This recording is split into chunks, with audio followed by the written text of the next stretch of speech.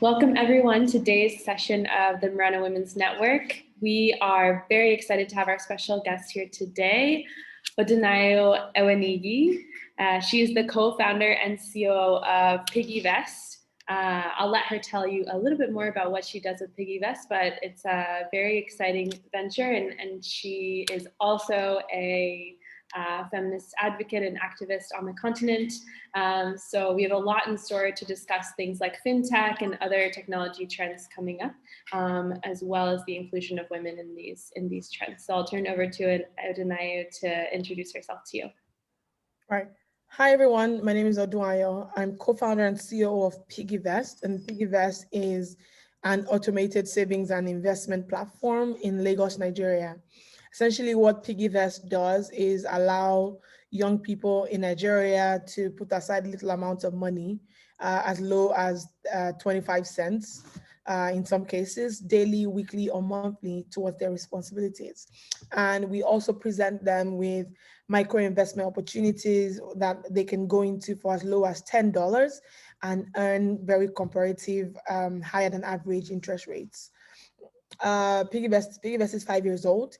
And in that time, I've also co-founded the Feminist Coalition, which is a women's group also here in Nigeria that is championing the rights of and inclusion of women across financial literacy for women, women's rights and safety, and legislative power for women. I've also done a bit of work on the venture capital side. I'm co-founder of First Check Africa, which is an angel fund that's targeted at investing 25K checks very, very, very early in diverse teams or women-led teams. Thank you so much for the introduction.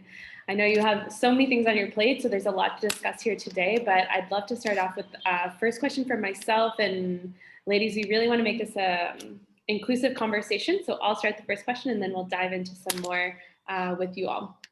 So as we start providing these digital tools like fintech, savings accounts, and things like this, but also learning how to create websites, what does this mean for the future of work for girls, particularly on the continent? Well, I mean, I think that as you know, the scope of tech continues to widen and digital services continue to like increase in penetration, um, I think it brings up I think more avenues for participation for women, right? The lower the barriers to entry, with the advent of more digital services, no code tools, those barriers we see are kind of lowering, right? And now people can get into tech without having technical skills. They can get into tech by like being able to edit templates. I think it's a really like nice time for us as a minority that's typically excluded, that the scope of what tech is, of what digital services are, is beginning to expand and just like increase in what it means. And so that means that everybody, woman, man, and whatever you identify as, whatever race you are, can make of tech what they want it to be. And I think that's fascinating. Yeah. And can you speak to fintech exclusively? What kind of new openings have you seen for women? Well, I mean, I think that like so right now, what we're trying to champion at the moment is letting women understand that there isn't one way to like work in tech.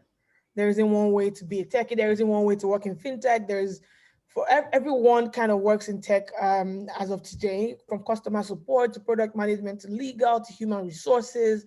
All companies need this. All fintech companies need it. Now, from a product perspective, though, we're seeing a lot of companies now place a lot of focus on inclusivity, right? From their staff strength to the product that they're putting out. In PiggyVest, I think we're about 60% female actually. And that is always very reflected in the quality and just kind of like the direction of the kind of products that we put out, right? My philosophy, and one that like we've been trying to teach and impress upon everyone who's starting a company, is that the finished product is always reflective of the kind of energy that went into it. So if a team that produces is all male, you will see a product that has gaps for women, right? And if you're including women in the production process, you probably see a well-rounded product. So there's companies now that are focused on the inclusion of women when it comes to loans and lending. There's companies that focus on the inclusion of women when it comes to savings.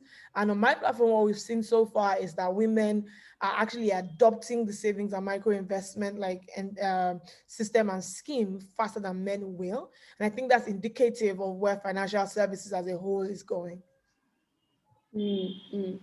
Yeah. Yeah, talking about inclusivity and gaps, that's been a big theme about what we've been talking about, especially with these conversations. So, and I know a lot of the women have had their own examples about how they've experienced this. But are there any skills or tools or infrastructure that you have noticed are being used to empower future female leaders? I do see a lot of trainings for women. None are very impressive to me so far, because a lot of them are focused on, let's teach them, digital marketing skills, but none of them are focused on teaching them what obtains today, or let's teach them word processing, but really not focused on what they can actually use. I'd like to see, so in that regard, I wouldn't say like, I haven't seen anyone that I'll say, oh, you as a woman, I'm like mentoring, or you as a woman, I'm speaking to apply to this because it will build that skill. I've seen generic programs that I think could be helpful, but I would like to see more women targeted programs that are, taking a look at the world of tech today and letting us know that, okay, how about we have a product management cohort for women, right? It's the skills that are in demand are constantly evolving. And that means that whatever your inclusion effort like is going to look like, it has to be like, in line, and it has to be something that the women can come out of the accelerator program, whatever program, and then use to become like full functioning parts of the tech ecosystem. So for me, I'd like to see more of that. There isn't currently enough of that, I'll say. Like transferable skills. Yeah. Okay. They teach them skills, they teach word processing, Excel, they teach digital marketing. But when they teach digital marketing after they teach Google Analytics, I don't see a lot of programs that would go into Buffer, for instance. I don't see a lot of programs that teach people like tone on social media and things like that. But the world has gone past digital marketing as just tracking of numbers to now actively using tools like Airtable, like Notion. And if we are going to be training women, we actually have to be doing everything that we can to put them in jobs in that year, right? Teaching past skills are not particularly advantageous.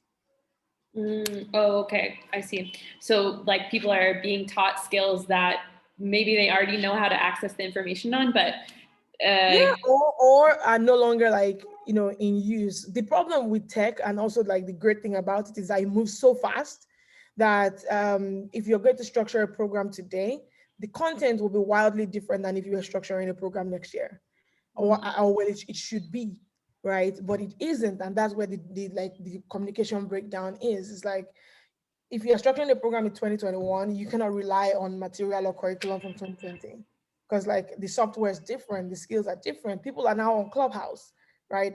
There was on Clubhouse like 9 months ago. Clubhouse wasn't a thing, so that's kind of how we need to look at it. Right. So tools like Clubhouse and Notion and rather than Microsoft Office Suite, right? Yeah. So how have you found the best way to get this information? Is it just seeing it on social media or whatever's trending, or have you found outlets that are talking about new skills that you need? Unfortunately not. No outlets. Social media is still like your best bet. Being plugged in and being a part of those conversations, I'll say, is still the best. Curating lists of thought leaders that you should be following on social. I don't use Facebook as much, so I can only speak from the point of view of someone who actively uses Twitter. Curating lists, following the right people, following thought leaders in the sectors that you want to be an expert in, and properly reading them, and then having conversations as well with people who are accessible to you on these topics, I found to be very helpful. That's really interesting. I mean, I know that a lot of the women here with us today are, activists or leading social enterprises or different things like this. And quite a few have expressed wanting to learn about how to create a website or become more technologically savvy for their business. So I'd love to hear from you all. Are there any ways that you've thought about being more technologically savvy for the work you're doing in your community or for your business, whether it's a website or setting up the administrative side of your business? Would love to hear from one of you.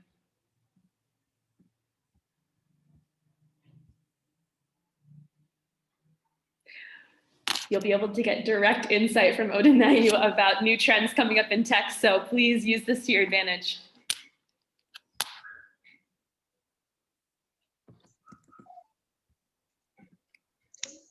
Hi. Hi, Rebecca. Our organization does have a website. However, the challenge is on the cost. It's quite costly maintaining it every month. So the result is to use social media actively, because social media is free.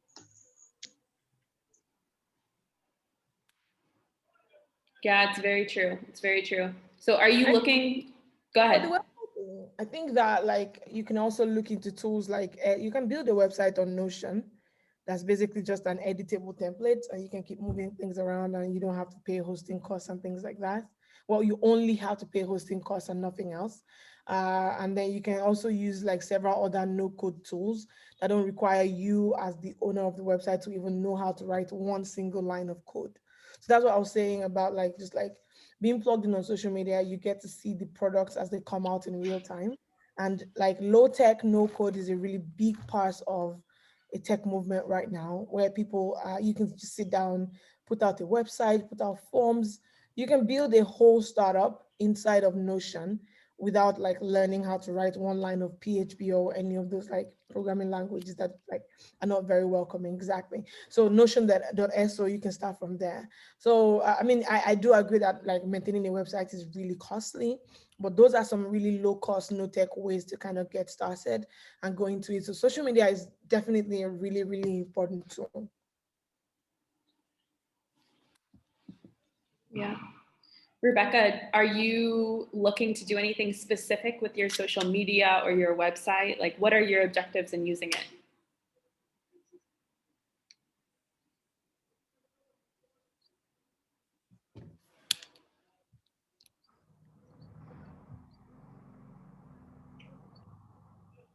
Rebecca? Oh, sorry, I was on mute. No, it's okay. Well, we use social media and the website to keep our partners posted about the work we do. It's a form of reporting.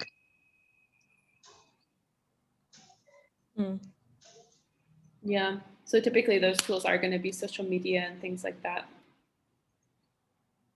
Yeah. Is anyone else using a different type of tool, whether it's marketing or administrative for your business or for your projects?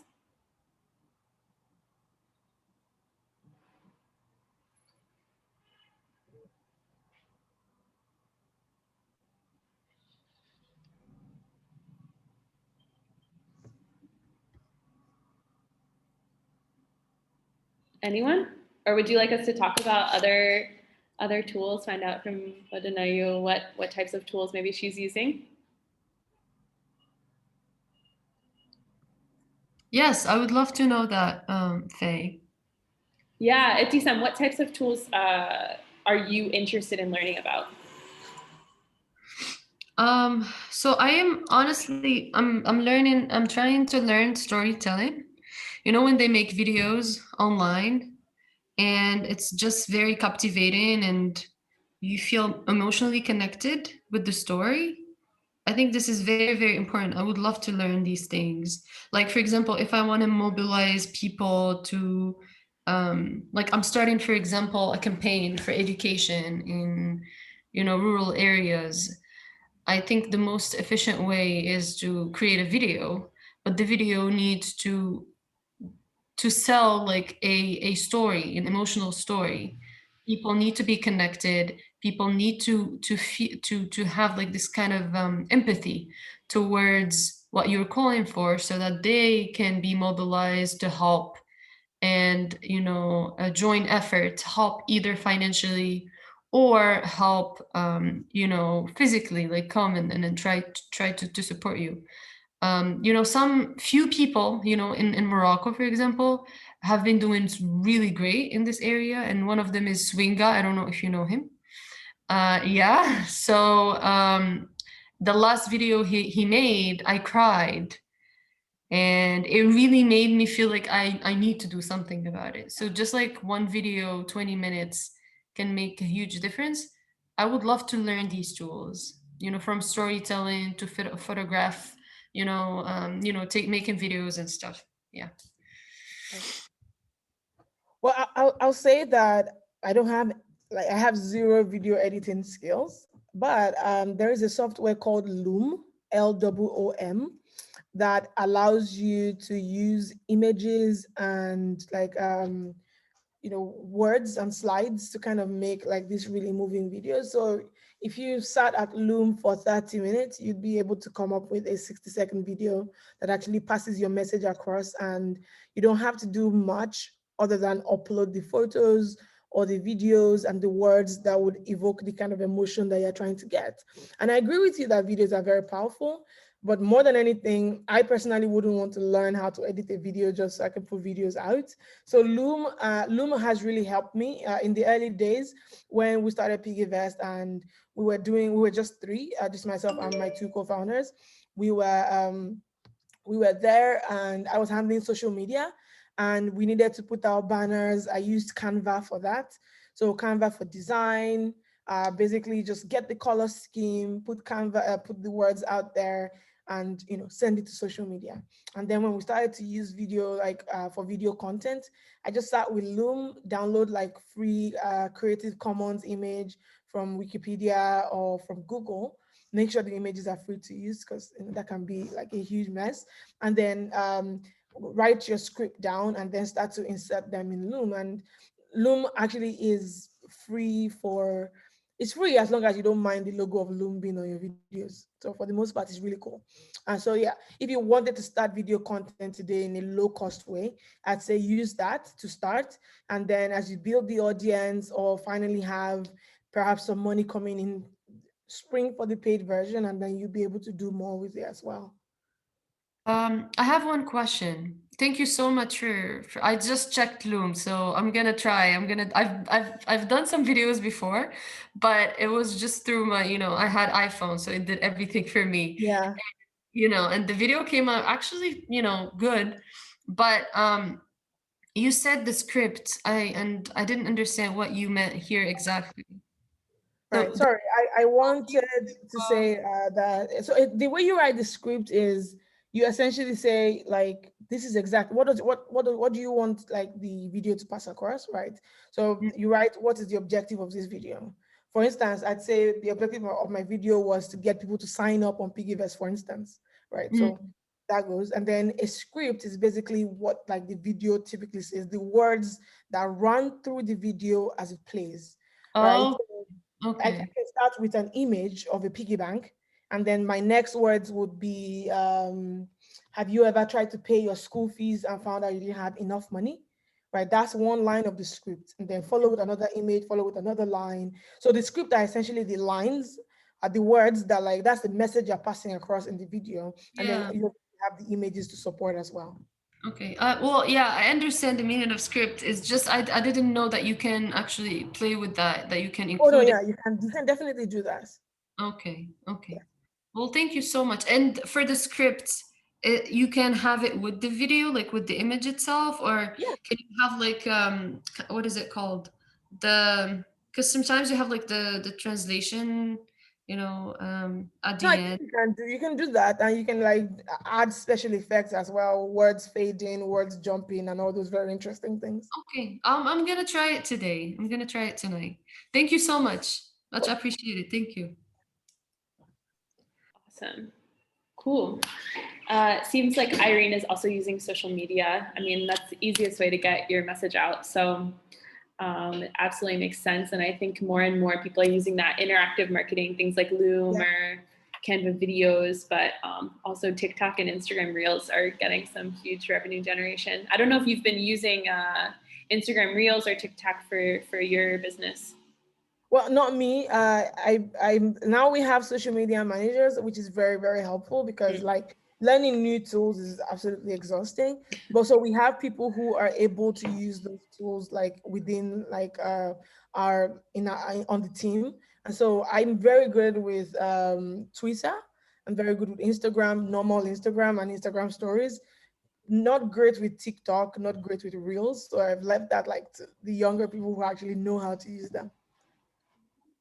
Yeah. I mean, it's like always a new trend coming out every week. Yeah. So, but I think that even more so, we have so many women in this program that are coming from different linguistic backgrounds, different cultural backgrounds. Have you encountered any issues with multilingualism in the way you're getting your message across? No, unfortunately not. Nigeria is pretty one language. We just speak English here, for the most part. And so, but we have now been like experimenting with expansion, which means that we will probably have to like learn how to put messages out in French and probably in Spanish and whatever else language is spoken in like the place that we are going to expand to. So yeah, I'll say that like I think it's important to build that functionality, but we don't have it yet. Okay. Have any of the women here experienced different factors of multilingualism? Looks like Lynette has been using Reels for education content, which I think is an awesome way to learn new things. There's so much on Reels and TikTok with education, financial tools, and things like that. Have you all encountered any like issues with multilingualism as you're looking on social media or using digital tools?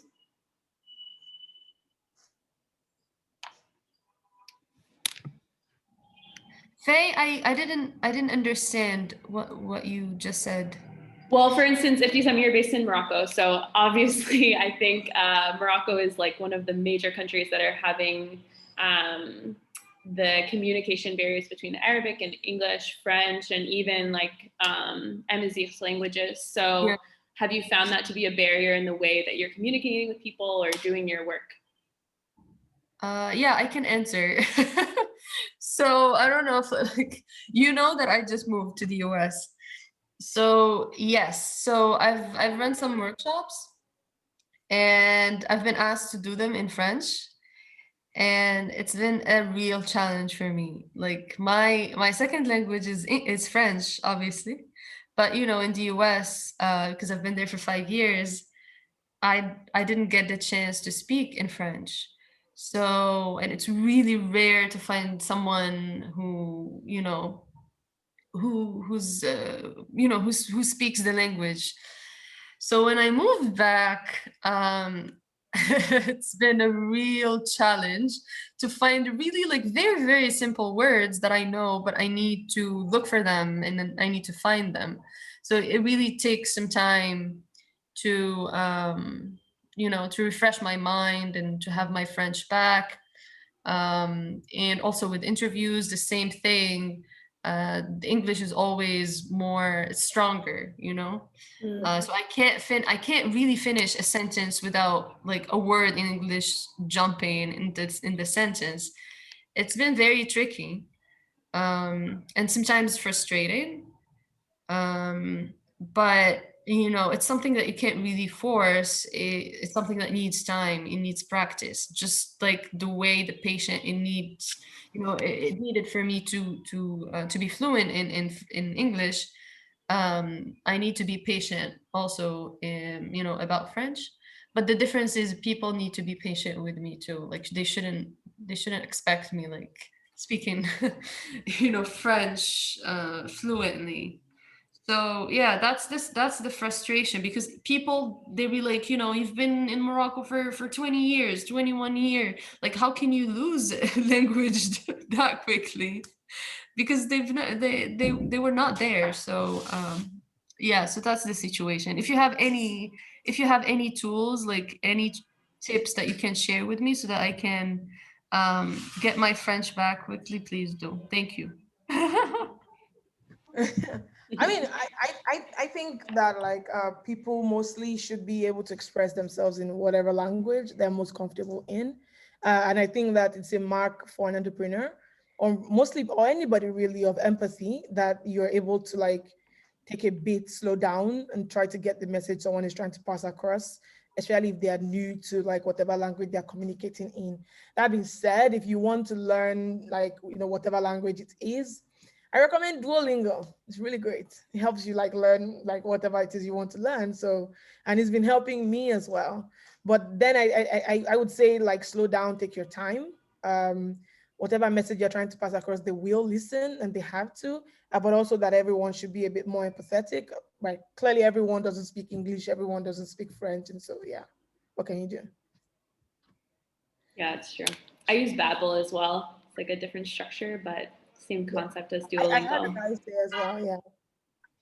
Yeah. Hello. Hi. Yes, I'm from Tanzania, Hi. working for Tanzania Feminist Initiative. And Oh, very nice. it's an NGO. Yes, it's an NGO working towards eliminating gender-based violence and also perpetuating gender equality. And for us, we mostly use social media. And when it comes to sending the message, especially the sensitive message, language is always a barrier. So what we mostly do is like, especially when posting on Instagram, what we do is when we write the message in English, then we have to write it again in Swahili. Yep. So that all the people can get what we intended to deliver. Mm-hmm. Yes, that is what we mostly do. Yeah, because when you write only English, yes. No, please go ahead.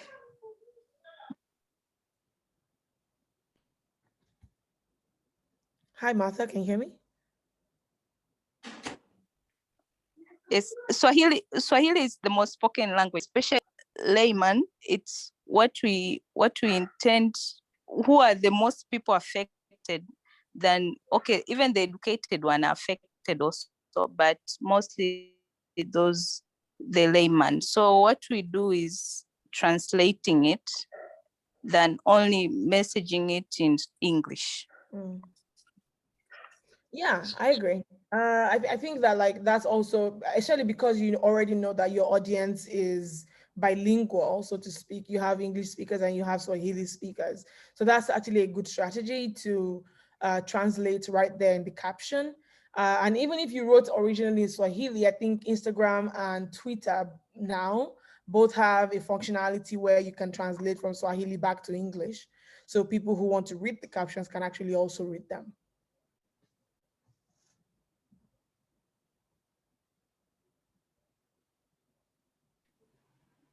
Does that make sense to you, Martha?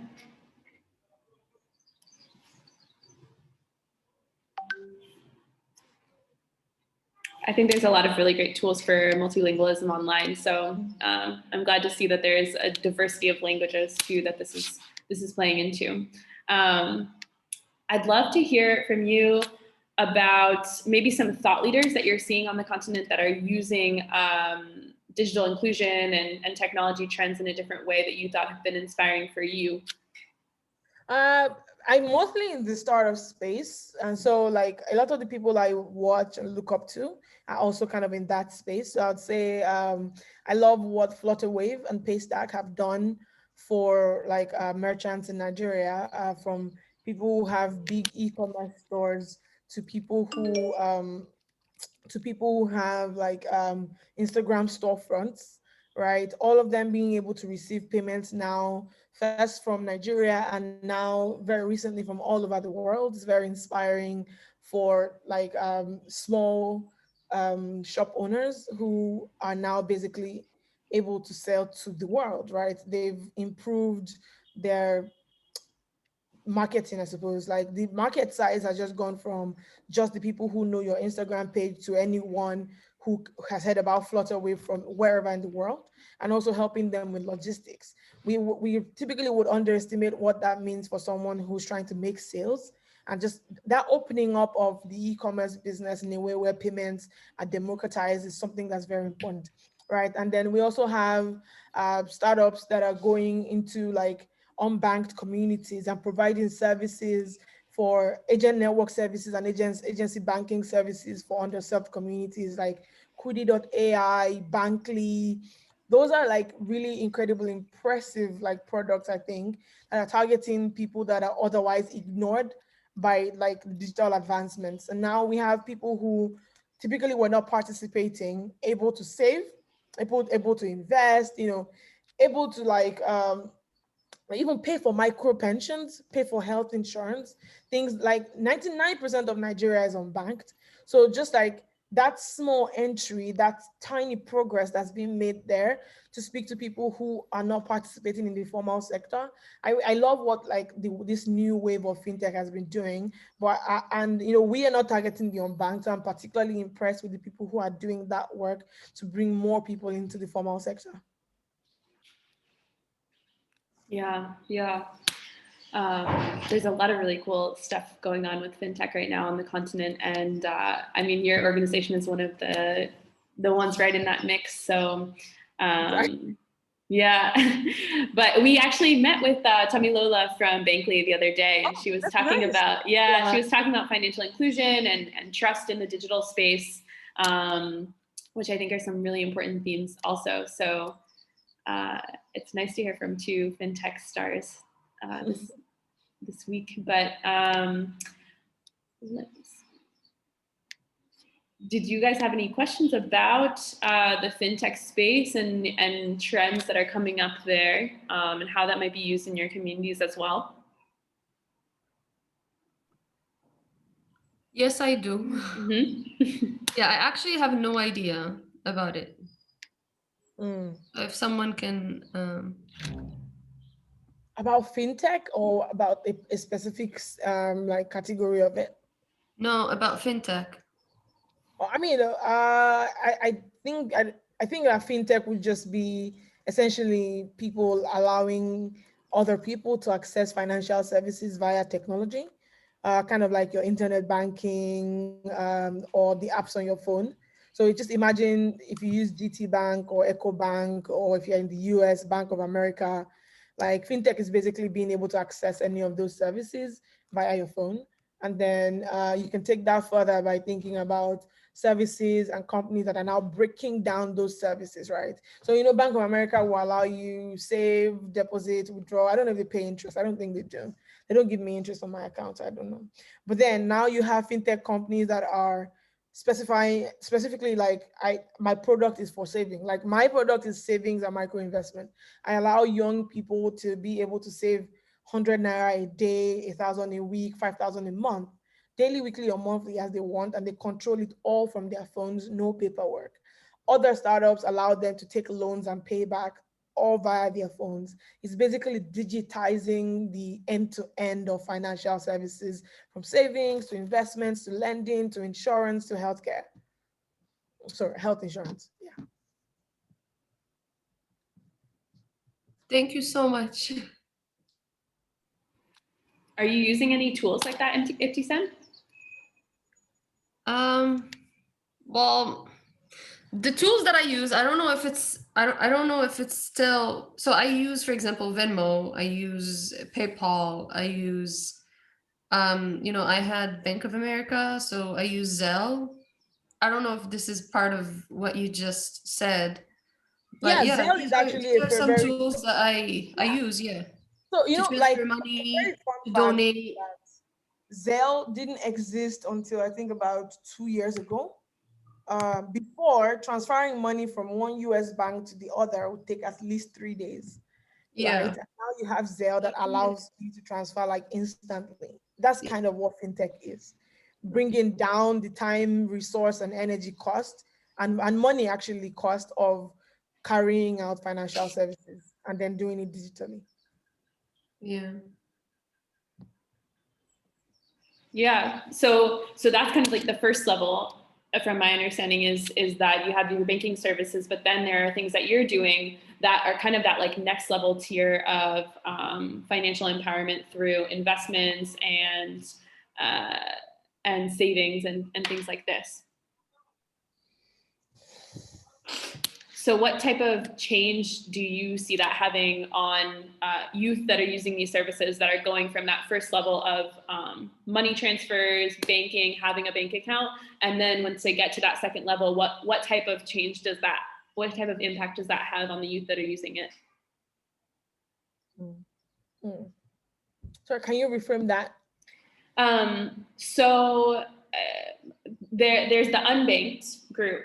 And then once the unbanked gets into that first level of having a bank account and being able to transfer money, I guess what change do you see there in the impact on the community? And then once they get to that next tier of investing and saving money, do you see another level of impact there? Well, I mean, yeah. So one of the things that we think is very key about fintech is its ability to kind of not just elevate one person, but everybody else around them. So if you take like a mom, for instance, who's unbanked, right? An ideal person for this would be a very, very low income mom who just sells like convenience store items in front of her house, right? And an agency bank comes to the neighborhood and she's able to take a loan, say 5,000 naira, and repay that 5,000 naira in a month. She can use that 5,000 naira, right? Buy stock for the store that she currently runs, right? Sell at a slight premium, perhaps make 7,000 naira instead of having spent only 1,000 to make maybe 1,002, right? And so that margin increases. Now she has 2,000 naira and she can return that 5,000. And on the back of that 2,000, instead of borrowing another 5,000, because she has returned the 5,000 on time, they can increase her borrowing limit to say 10,000, right? And before you know it, this mom is able to put aside 5,000 naira for savings, right? So for me, the first entry point for fintech for the unbanked has to be sustainable credit. From sustainable credit, they're able to put more aside and then they move very quickly into savings. When they move quickly into savings, children's feeding improves, children's education improves, disposable income improves, right? And they keep going and they keep going. They move from savings to being able to do micro investments, say at first for a month and then for 3 months and then for 6 months. And then they earn better returns because the returns that you get from savings are far less than the returns that you get from being able to invest, right? And so as they keep going from lending to savings to investment, returns begin to compound. And that has a very direct and full-on effect on their family and also people in her direct communication network. Because one of the biggest and best things about the unbanked is that the referral system there is really strong, right? So you can see the impact that you have on one person ripple through the community if it is sustainable. And then, they get returns from, investing, and then they become more curious. What else can I do with this money? At least that's been the journey that we've observed so far, like as we've been working with them is, so they go from like, it's a slow, it's not as fast as I'm saying, obviously it's really slow, but it's really steady and it's really constant and it's really consistent. And just being able to see the impact that you have on people, someone going from a store in front of their house to being able to rent a shop, to being able to rent another shop, to having their children stay constantly in school is the kind of the progress that you see. Yeah, so, but a major impact over time. Yeah. And over the whole context of the community. Yeah, so it's really important that people start learning about this. And do you see, what is the biggest roadblock that you see for people being able to get to these next levels? Well, I mean, access to credit, like I said. So, a lot of the credit companies in Nigeria are private companies and private companies are profit-making companies. So that means that there needs to be a social aspect to getting credit to like the low income earners, right? When credit is only sustainable when it is non-predatory. And for lending companies to make money, a lot of them have to give you predatory rates. That's where the breakdown starts. So I would say that the biggest barrier is government participation. We need more of it. Do you see that coming? No, well, don't hear. I guess there are other entrepreneurs that are kind of intervening in that way and making it more accessible. Yeah. And one of those companies that you were referencing earlier, Flutterwave, Lynette actually has a question for you about it specifically. Lynette.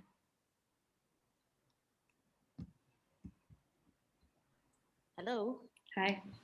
Hi. Hi. Thank you so much for the presentation and sharing with us.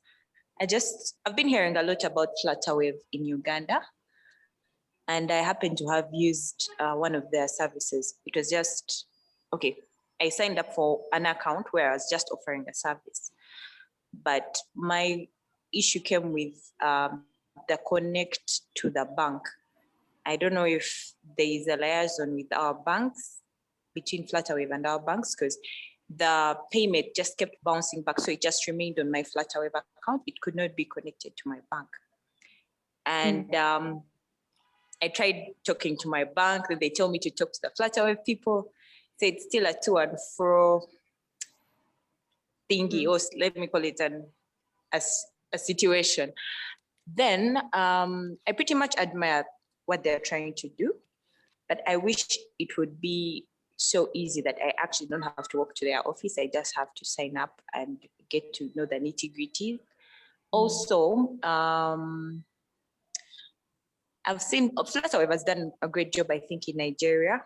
I think it's also doing a great job in Uganda, but maybe for some of us, we need to be schooled on, on this, because I noticed when you sign up for other e-commerce stores to take up your products or to onboard your products, they inform you, they give you a form, you sign up, and you know that this is the percentage we're going to cut off your product per sale. So that is not clearly brought out with Flutterwave. So I just had to guess around and be like, oh, okay. Or maybe I missed it, but I don't think I did. I think I read the terms and conditions well. Then also around Paystack, I've been seeing it being embedded in most websites, but I didn't really know. I've just Googled it right now and seen the other amenities it has. There's a USSD bit. Someone can make a payment through mobile money. But then again, that's MTN Nigeria. I don't know about MTN Uganda. Yeah, those are my questions. Thank you. Right. A lot of the questions that you've asked, we would have to ask Flutterwave directly, mostly because I don't know about the internal workings of the business or on how they connect it to the banks and how the payment infrastructure works for them.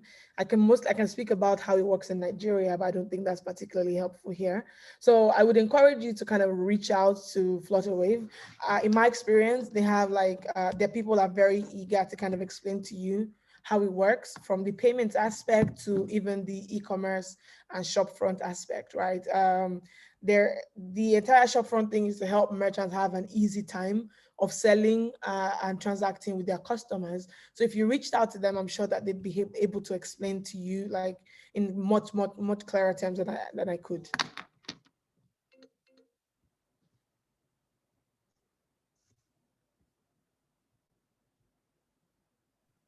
Thank you. Then around Paystack, just in simpler terms, let me see. Could you have an analogy? Should I use like, is Paystack more like, okay, it can't be mobile money still, but its mechanism of working is like. Paystack is basically like Flutterwave. They do essentially the same thing. Okay, yeah. Thank you. But Paystack doesn't offer the e-commerce feature, right? It's just an embedded. We do. Okay, thank you so much. Great. Well, we just have a few more minutes left in the session. And I'd love just to have one more question, unless there's anyone from the group that has a question.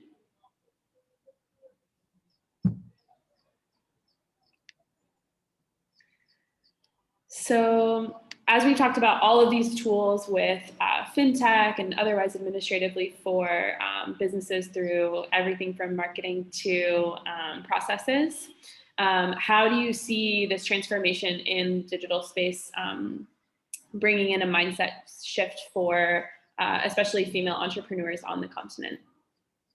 Well, I mean, I think it's already happening. I think that we already have like a lot of women understanding and seeing that they can participate in whatever form that they choose to. But perhaps what's most interesting to me is I think that more emphasis needs to be put on how we approach the women and how we try to convince them to participate, right? From the outside looking in, tech seems very daunting and it seems very male occupied, and there's still even it's very till now, even as we have increasing female participation, it's still very male dominated, male centric. A lot of like the spaces that are created with men in mind.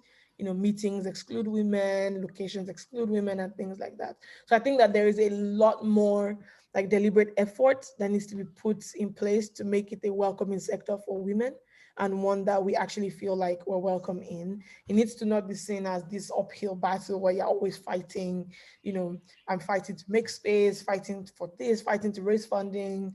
There's a lot of work going on. It's still just not enough. And so, yeah, I really respect the fact that like we have more women who are doing it no matter what. But I also think that we need to put a lot more effort into creating the space that we would have liked to see for ourselves, and then, you know, like meeting the women that we want to participate in this space at their point of needs, right? Respecting the fact that tech isn't particularly welcoming for someone who doesn't want to be discriminated against daily. And so how do you make it seem like a good option, a good enough option for them? Mm-hmm. And you've already done so, bringing out some really tangible tools. And we plan to send this to the whole community after this. I think that things like Notion and Canva are making it a lot more accessible, especially with their multilingual formats. Yeah. So we'll definitely be sending that out to everyone. I'm not sure if you have any other tools that you want to share with us, but I think everyone already uses Google Suite. It's like the baseline for all the most useful tools. But if you layer all these ones on it, I think like you're well on your way. Yeah. And then you'll have Duolingo and Babbel to get in other multilingual formats as well. Great. Well, thank you everyone for participating today, and thank you, Odunayo, for everything that you've shared with us. It's been an awesome session, and we really hope you have a great rest of your day. Yeah, you too. Thank you, everyone. I hope you have a good day. Take care. Bye. Bye.